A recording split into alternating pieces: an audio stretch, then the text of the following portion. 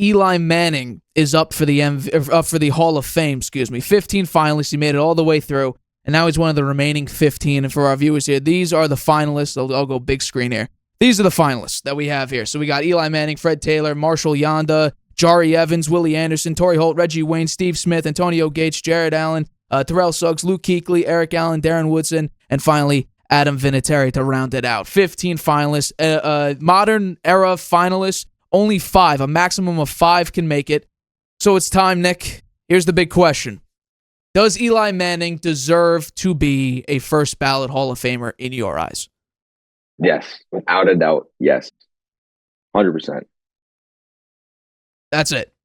No, give me your take on it, Nick. You want the accolades? Absolutely. Give me the accolades. Right. I want to hear it. All right, I'll give you everything. Ready? 4-time Pro Bowler, top 15 in fourth quarter comebacks, 11th in game-winning drives, 7th in completions, yards, and touchdowns when he retired. He's now 11th. 2-time Super Bowl winner and MVP. Can't forget that. 210 consecutive games started, which is 3rd all time. And I have to say that record was only broken because Ben McAdoo was desperate to save his job and benched him for Geno Smith, which ended terribly. All right. Okay. 8-4 playoff record. 15 touchdowns and just 2 interceptions in both the Super Bowl runs. Therefore, you could classify him as clutch. Postseason record of most fourth quarter or overtime touchdowns. Historical upsets like beating the infamous 18-0 Patriots, as you know. And just as a little reason why I also think he'll be in, there's only 13 players with multiple Super Bowl MVPs, and they're all in the Hall of Fame. Okay. Well, here, I want to talk about one of those MVPs before I get into anything. And I knew this was coming. Oh, yeah, absolutely. The 2007 Super Bowl. We've talked about this extensively. I've always said I give you the 2011 because Eli Manning set the playoff passing record. I'll give you 2011. I have no problem with him winning through and through, even though the defense shut down one of the top offenses in the NFL. But in this case, in the 2007 case, the 18-0 season, let's do a mystery comparison, Nick. I play these games occasionally. So let's begin with this one. This was a Super Bowl MVP in Von Miller in the 2013 season when the 2015 season. When the Broncos had a tremendous offense, they went up and they performed beautifully. Peyton Manning had 5,400 yards and 55 touchdowns, something crazy like that. But yeah, no, Von Miller got the MVP with 8 pressures, 2.5 sacks, 6 total tackles, 4 defensive stops, 0 QB hits, 5 hurries, and 2 forced fumbles. And on the other side, I would say that this is basically a wash. These two players are very close to one another. I want to say, can you guess who this defensive player is for the... there's a little clue. Defensive player is for the Giants. Well,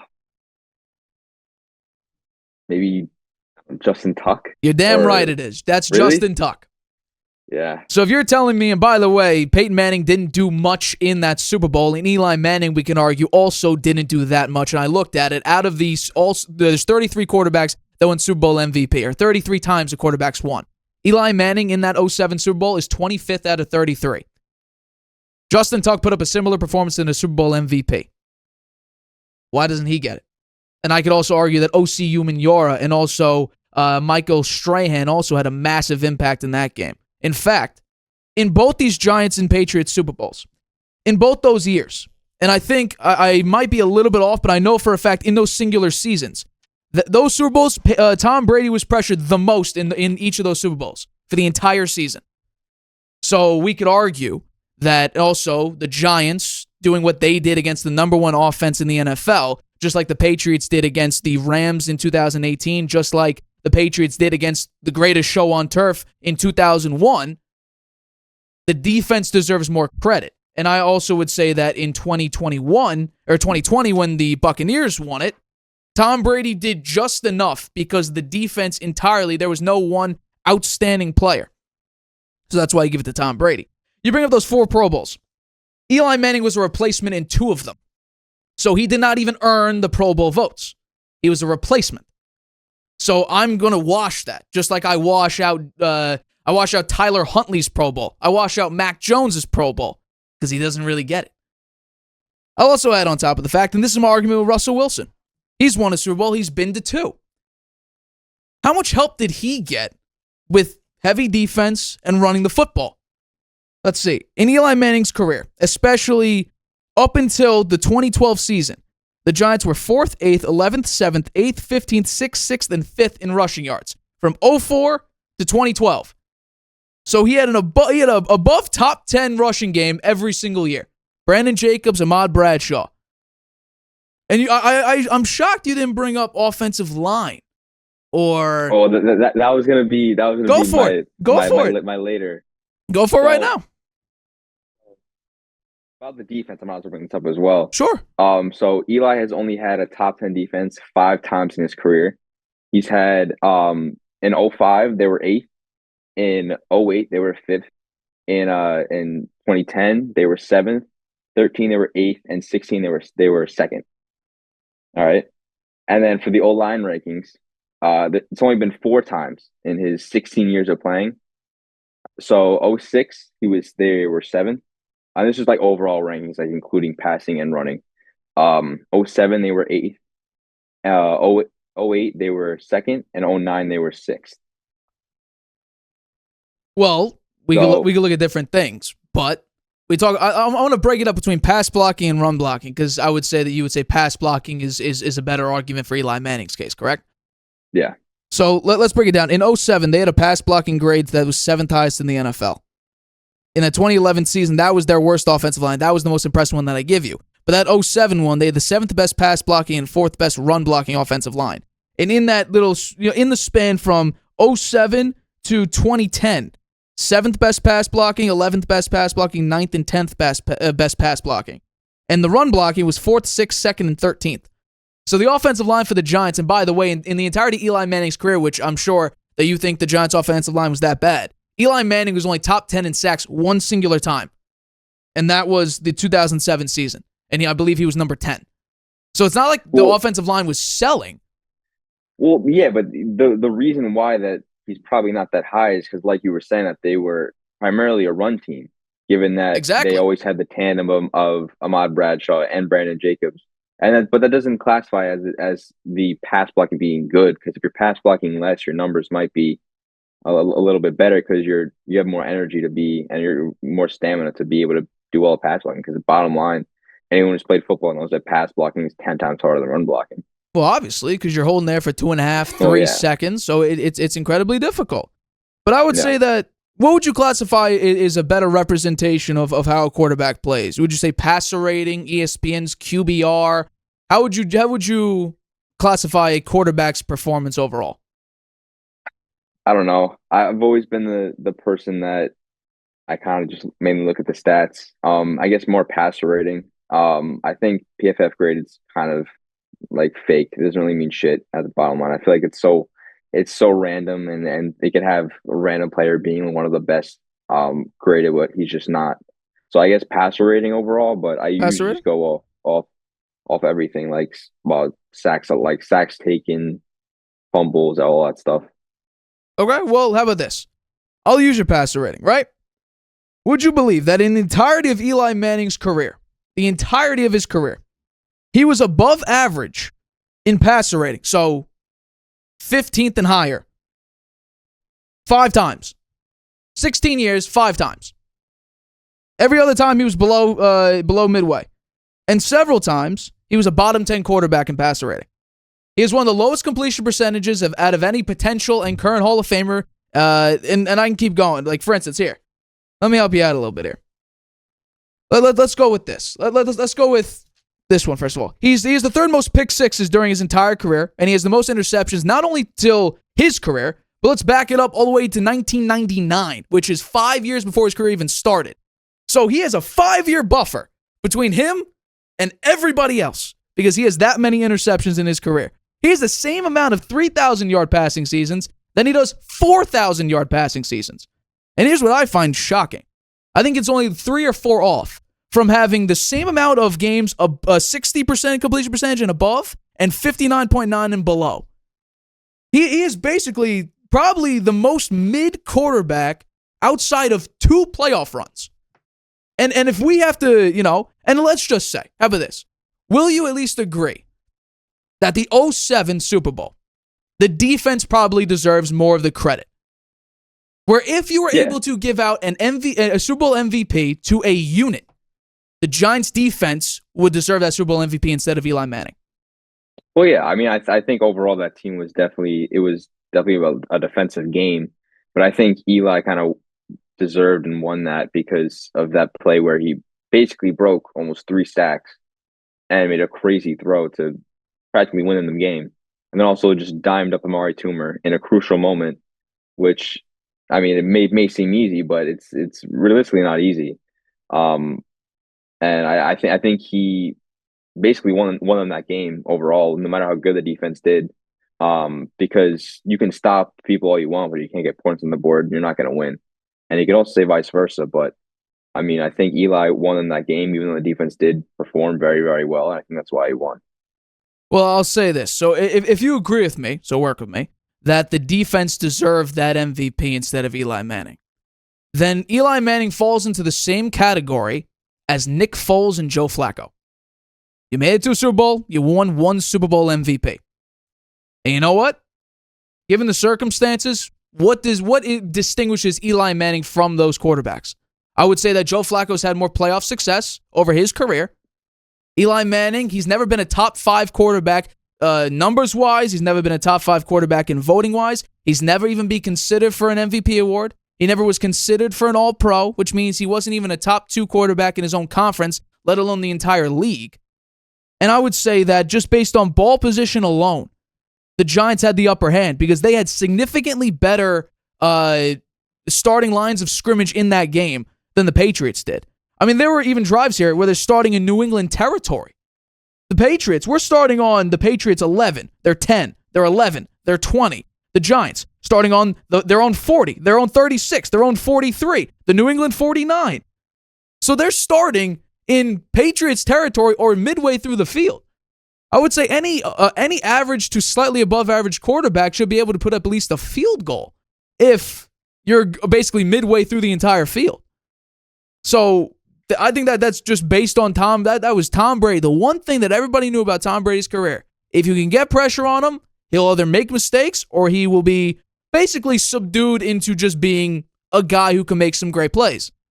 But I think that if we're going to give Eli Manning the MVP based on one play that was, as he even admits, the luckiest play in Super Bowl history, then I would say that's unfair. I would say that if he went out and did what Nick Foles did against Belichick's defense, that would be more convincing. Instead, I could argue that both times it was a defensive performance, and Eli Manning took advantage of what Tom Brady and what the Patriots defense gave him. Now, again, I'll tell you, 2011, I give it to you. He played outstanding in that entire playoff run. But in that last Super Bowl, in that Super Bowl run, that final game against the Patriots, the defense shut them down to 17 points. They were one of the highest scoring offenses in the NFL that year. Actually, both years. And the defense stepped up big, and Eli Manning put up 21 points in the second one and 17 in the first. We're calling that Super Bowl MVP now? We're calling that Hall of Fame worthy? Well, I mean, you could argue that, I guess, he doesn't deserve it off one play, but it's also not like he had bad stats. He 255 yards, 2 touchdowns, and a pick. It's not bad. It's not like you didn't deserve that. Like if say the defense didn't step up and all the defense players played average, and say Justin Tuck didn't have that great game, I think you could easily give it to him. I don't think it's not like he didn't deserve it. I think he was definitely up there for deserving it. I think he definitely got it because he's the quarterback, and the bottom line, the cornerback is the person that drives the team and leads a whole team. In that sense. But I wouldn't argue that he only won it because of that one play. I think he, outside of that, did put up very good stats. And also back to him not being a top 5 quarterback. Based off my eye test and looking at studying QB stats and basically like their targets and their overall ranking. So these are times where I had Eli ranked top 10 QB. Well, right? I said top 5. Well, it's both. It's both. I have where I have him every year, right? Okay. So 05, I have him 7th. 09, I have him 10th. 2010, I have him 5th. 2011, I have him fourth, and 2014 and 2015, I have him sixth. Nick, he led the league in interceptions 3 times, and one of those you said a 4,000-yard season with 31 touchdowns and 25 picks was, I think, number 7 on your list. That was 2010. He had a 10-6 record, Nick. And by the way, as soon as the running game fell off, which was, if I look at my numbers here, 2013, when the running numbers really fell off, he had 1 winning season. 2 winning seasons, excuse me. Actually, no, 2013. He had 1 winning season after that point. After his running game became bad to average, because there was a season where they were 12th, which was 2014. They had 1 winning season, which was 2016, when they had OBJ. When he went off that year. Which, by the way, I have the number. He was offensive rookie. He was All-Pro 2 that year. He was offensive rookie of the year in 2014, All-Pro 2 in 2015, All-Pro 2 in 2016. So the best season after Eli had an average running game was 11-5, where he completed 63% of his throws, 4,000 yards, 26 touchdowns, 16 picks. Yeah, but also at that time it was like OBJ and Eli playing catch. He had nobody else on that team. He had for, I think, maybe 1 year when OBJ was in. I don't remember. I think Victor Cruz put up his good year, and then they drafted OBJ, and then he got hurt. Right, that year Victor Cruz had 586 yards, 1 touchdown. He started 12 games, played in 15. Yeah, that was after his injury, so he was done after that. But I mean, after that, he had nobody. Like that, the defense was, I feel like, one of the worst in the league, statistically, if I remember correctly, for I don't know how long, for probably until recently. I mean, you can't really do much. I feel like, bottom line, if you have not a good O-line, no run game, no other receivers besides one guy who's a rookie, and also was some problems with OBJ, but I'll. Well, you talking about the playoff situation, chilling on a boat. Yeah, the infamous yacht. But I mean, yeah, he threw a lot of picks, but I feel like, based off the team that he had, I feel like he kind of did well overall. I mean, he regardless, even though he threw 25 picks, still had an 85 passer rating, 85.3 passer rating, and that's pretty good to have, I guess, throwing 25 picks. So you got to be doing something right.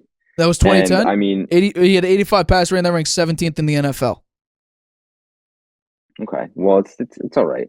It's all right. 17th. You're calling that you call that what, number 7 in the NFL? He was 17th in passer rating.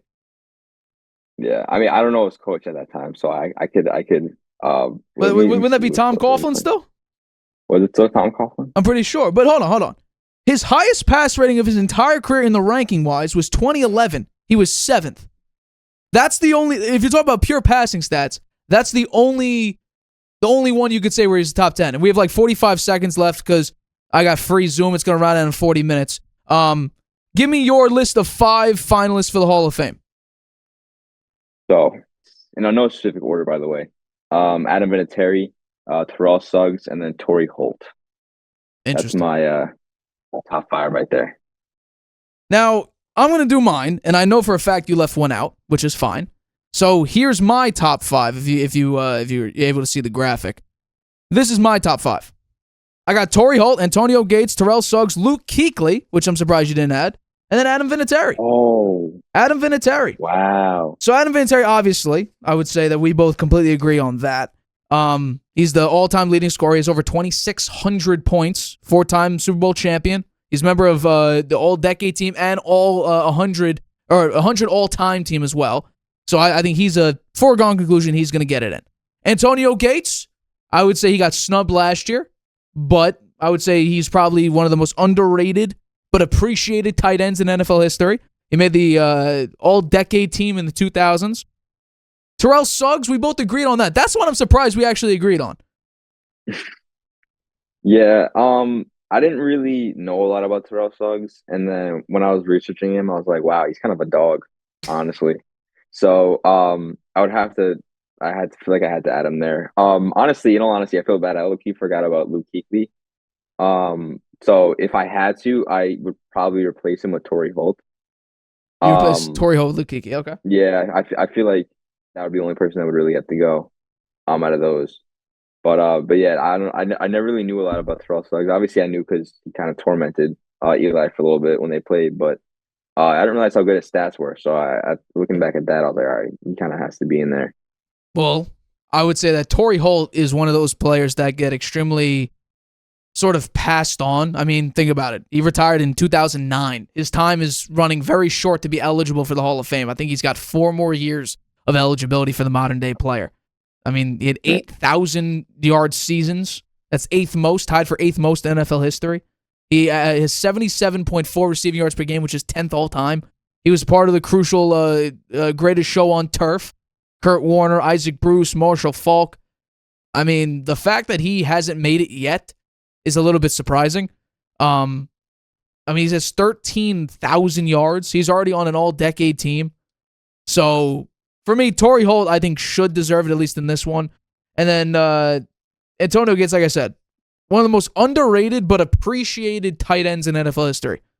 I mean, I would say that every time you talk about a top 5 or top 3 tight end list, you're always including now, or I guess it would be top 5 now because Travis Kelce, but Gronk, Tony Gonzalez, Travis Kelce, Antonio Gates, and then I don't care who else you put in that number 5 spot. But those 4, in whatever order you want to put them in, always included. Yeah. They're always included. So I think he deserves it. This is his second year of eligibility. He should get in this time. And you said, Terrell Suggs. Tom Brady, and I'm a Patriots fan, as you know, got tormented. Ray Lewis, Ed Reed, Terrell Suggs, and a lot of others. I mean, that defense was absolutely insane. And based on those years, he was just past the 2000 Ravens, who were insane, but still kept it up with what that 2000s Ravens defense was. So he was also Defensive Player of the Year. He had 14 sacks, 7 forced fumbles, 20 tackles for a loss during that DPOY year. 139 sacks, which is 12th all time.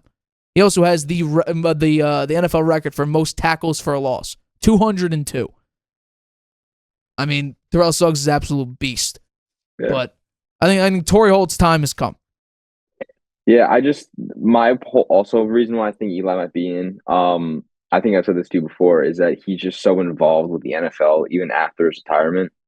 And I feel like they kind of have to make him first ballot, whether you think he deserves it or doesn't, strictly for the fact that like he's in the Pro Bowl games, like you always see NFL ads with him in it and Peyton.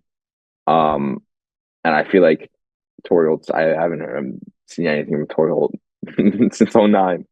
So, well, I mean, here's the thing. Like, yeah, that's true, and I'm sure that will help him, but why? It has nothing, like, he's in media. That's great, but his playing career is over. Yeah. I mean, if you want to say it keeps him relevant, there you go. That's fair.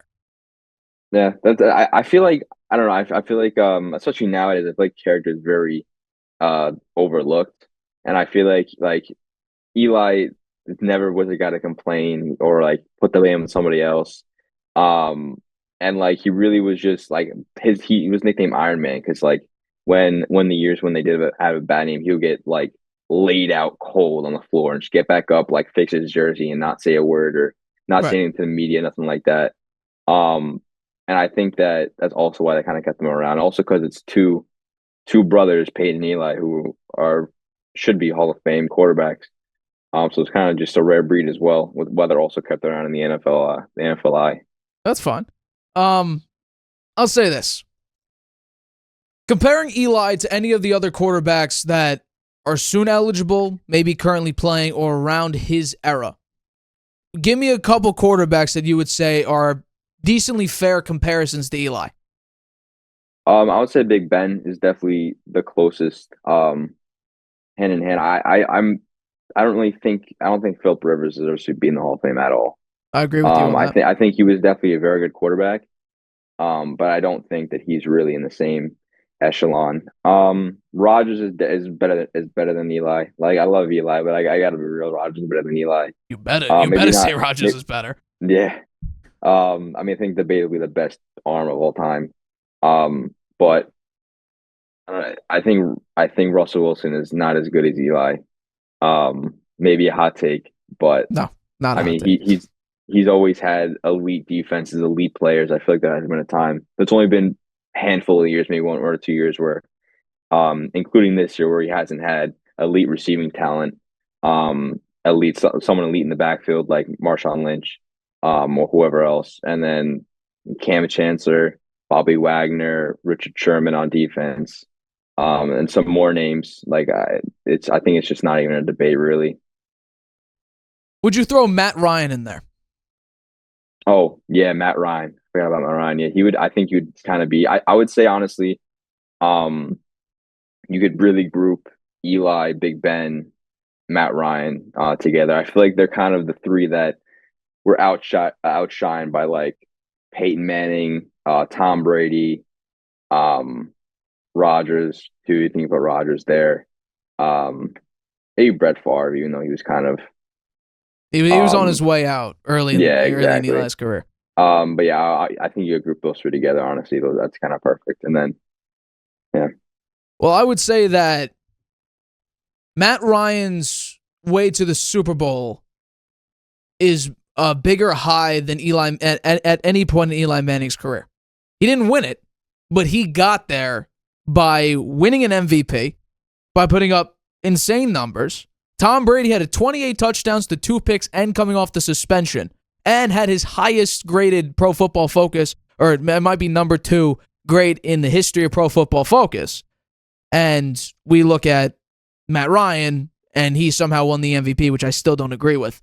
And something that I'm actually glad we didn't do, and I thought that you might think I might bring it here and bring up different eras of quarterbacks, because the easiest comparison anybody can make is Jim Plunkett, who won a Super Bowl MVP. He's won 2 Super Bowls. He has a 500 record. That's the easiest one, but I'm actually glad we didn't do that, because it is unfair to compare those types of eras in the 70s and 80s to today's NFL. But for me, Joe Flacco, he deserves to be in comparison to him. yeah. Phillip Rivers, Big Ben, I agree with. How about Donovan McNabb? How do you feel about McNabb being compared? Like, I don't know. I mean, I don't really know a lot about him, so I mean, I really haven't done much research on McNabb, so I can't really say. I mean, I could definitely see why he's compared. It's definitely not a horrible comparison, but maybe it's my own personal bias. But I would put Eli above him. Like, play for the Um, Eagles. yeah, exactly. Well, I'm an avid Eagles hater, so oh yeah, I'm sure you love how Saquon's performing this year. yeah, What I'll say is Donovan McNabb had higher highs and more long-term success. Eli Manning did play longer, which helps with his numbers, even though they were middle of the pack through most parts of the season. I got the numbers in front of me if you want them. But Donovan McNabb made it to 5 NFC championships and a Super Bowl. Eli Manning made it to 2. He made it to the playoffs 6 times, but only had 2 playoff drives. Real long playoff series, I should say. yeah. Because he was 1 and done in 4 out of the 6. Well, And in one of those his games, performances in, I think, maybe all 4 of those losses, he had, I think, a sub 60% completion percentage and multiple turnovers in several of those. And again, we're calling it. So let's sort of round this out here. You would say Eli Manning, when you sum up his entire career, Eli Manning deserves to be a first ballot, meaning that not only is he going to have to be in the Hall of Fame, he is so good and so great, so transcendental, that he deserves going in his first try compared to the rest of his modern day peers that are up for the finalists. So you would sum up his career and you'd reason for him being a first ballot Hall of Famer because what? I would say he's a first ballot Hall of Famer because everybody that is currently eligible for Hall of Fame, that I think he outshines them. Because quarterback is just the hardest position in football, and it's a lot harder to find a good quarterback, and especially a good quarterback with a good head on his shoulders, like Eli had, to kind of push you to that next level, which I think he did. Um, yeah, he's been 1 and out in 4 playoff games, but I mean, I also don't think Eli was ever surrounded with that big of talent. When I was kind of when I was researching like overall talent and like where he kind of ranked, he was outshined by like all the big names like Brady, Peyton, Breeze, Rodgers, Big Ben, Matt Ryan, and he was even tied with Joe Flacco, and I think he kind of has achieved more than Joe Flacco has. Even though I think you could guess closely knit them together, but I mean the 2016 playoff run, you can't blame that on him, honestly. OBJ had like 26 drop passes, and so did the entire team. The entire team was just awful. Um, but I mean, I just think, listen, obviously, yeah, you could blame me on some bias, but I think great stats overall. Two-time Super Bowl MVP. Uh, Never got hurt. Always fought through everything for the team. Um, and he's just a real diehard guy. He's loyal.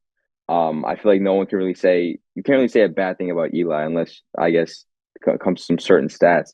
Um, but I think the whole team record, the 500 winning overall record, it's just not a good argument because I mean you could have an awful team surrounding you and you're not going to win games no matter how good of a quarterback you are unless you throw for like 8,000 yards and 100 touchdowns.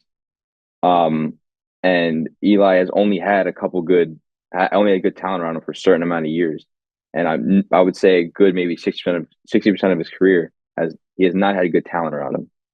Um, and I think you can't really fault that on the quarterback overall. Well, obviously that falls a lot on the GM, and later in Eli's career, he had Gettleman and his general manager, and I would say that even to today, while it's the effects of him are wearing off of his poor decisions, I would still say there's some lingering effects of Gettleman's poor decision making. But here's my argument with that. Aren't Hall of Fame, and if we're talking about first ballot Hall of Fame quarterbacks, shouldn't they be able to at least make themselves around 500 with average to below average talent? Because early in Eli's career, Tiki Barber was an MVP candidate. He was fourth in MVP voting and also made All-Pro first team and was a Pro Bowler twice. And Jeremy Shockey, their tight end, he was a Pro Bowler twice as well. And then we also got Victor Cruz. He won offensive. He was an All-Pro second team guy. OBJ, 3 straight years. He was Rookie of the Year. Then he was All-Pro team twice. Then he also had Saquon, but that was the last year that he actually legitimately started. So maybe that's a little bit unfair. But early in his career, yes, 07, 08, he had no awarded players. But shouldn't first ballot Hall of Fame quarterbacks be able to at least put up decent numbers with average talent? I mean, yeah, I mean, I wouldn't say though he had definitely had average talent at some points, but there were some points where I mean, you just couldn't do anything with the team where how awful we were at some times, you know. But listen, again, the defense have been awful sometimes, and at the point where OBJ was good, basically his people say his career was wasted. As much as I hate to say it, it was because when OBJ got to New York, it was the only good person on that team was Eli Manning. There was nobody else. They That's got fair. Sterling Shepard, I think 2015, 2016, something like that. And he was all right. He was a good guy. And then right as OBJ came, Victor Cruz had an injury, like I said, and he was out. And there was really no one else on that team. I doubt can't name anybody that I even think was relevant.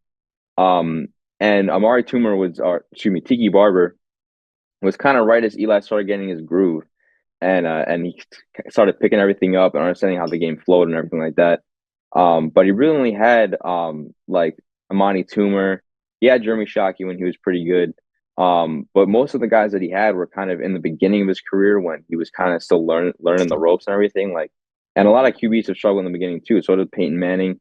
Um, and then all the talent towards the end of his career was kind of over because our defense was god awful, and it was really just one guy, one or two guys, and you can't really win a Super Bowl with one or two guys. Like look at the Bengals. So I want to ask you this question. It's complete trivia, and I already probably know what your answer is. Can you tell me, let's do a two-part here, the second leading receiver in OBJ's rookie year, and then the second receiving touchdown leader in OBJ's rookie year? his rookie year. OBJ's rookie year, Um, 2014. oh God. So let's go number Um, 2 receiver in receiving yards for the Giants. can you tell me if Sterling Shepard was No, Sterling Shepard was not there at that time. there? Oh God. You're not going to get it because you and I have spoken how many years about sports and how many years about the Giants? You've never mentioned this guy's name in your life. Huh. It's like Mario. Nah, it's too early for Mario Manningham. Too late for Mario Manningham. Too late. Yeah, too late. Victor Cruz, was he? How was he was on the team. He played 6 games. He had 337 yards and a touchdown. No, the second leading receiver for the Giants was Ruben Randall. Oh. And the second touchdown leader was Larry Donnell, or Larry Donnell. I don't know how do you want to pronounce that name. He had 6 receiving touchdowns. There you go. Yeah. Dude, Ruben Randall was all right. He was like another one of those guys. He had one good season, and then the rest he was kind of there. But yeah, it was really just a tightrope the entire time. It was going from Eli to OBJ all the time. And that's all they had. 130 targets. Yeah. 130 targets. Although Ruben Randall had 127. Just OBJ caught 20 more passes than he did. Yeah. There you go. All right. You have any closing arguments, Nick, that you want to rip me on? Most of our arguments we've covered. I would just say I think winning record is very much overlooked. And I just think Eli's Hall of Famer. And I'm excited to see. Well, when does it get announced? NFL honors, I think it's, the Thursday before the Super Bowl? Perfect. That's perfect. We'll go to a bar and we'll see what happens. Yeah, I will say this, though.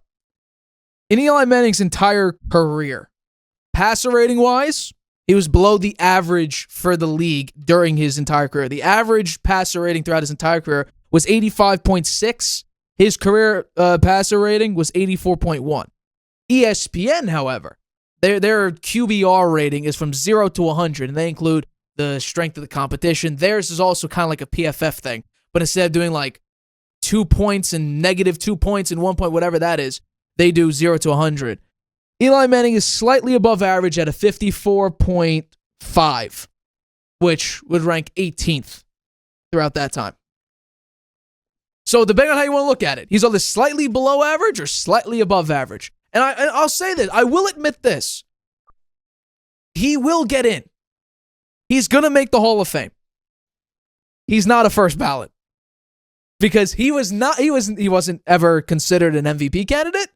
Was never considered even top 2 or top 3 in his own conference. 2 of his Pro Bowls he was a replacement in. And that's when the Pro Bowl meant something. Kinda. The second half, not so much. That was on a decline. Early, though. Early. Because I think his replacements were 2012 and 2015. So that's when the Pro Bowl was kind of dying off. And now we have the Pro Bowl games. Oh, boy. Speaking of which, you're going to watch it this year? No, hell no. It's so bad. I'm with you on that. Flag football. Flag football. It's awful. They've ruined the whole Pro Bowl. I think, honestly, the award should become like invalid in someone's like accolade argument. It's a fan vote now. Right. Well, and that's kind of unfortunate because for you, actually. Because that means that Eli Manning's 4 Pro Bowls, at least in my mind, 2 of them are replacements, so he didn't actually get the votes to make the Pro Bowl. But if we just, completely discredit the Pro Bowl, then he's got a Walter Payton Man of the Year and 2 Super Bowls with 2 Super Bowl MVPs. I mean, I don't think Pro Bowl is really that big of a factor either way. I feel like if you're determining someone's Hall of Fame eligibility based off their Pro Bowls, I feel like you kind of already lost the argument. I feel like I feel like it's not really worth that much, honestly. There's so many other awards that I'd value over that. Hi, everybody. Thank you for watching this clip of the Harvey Hour. If you want to watch the full show, you can by clicking the I in the top right-hand corner right now. If you want to take the show with you on the go, it is available wherever you get your podcast. We go live here on YouTube every single Tuesday and Friday at 6:30 p.m. Eastern. So make sure you hit that like button, that subscribe button, and the notification bell to get notified whenever we upload a video and whenever we go live.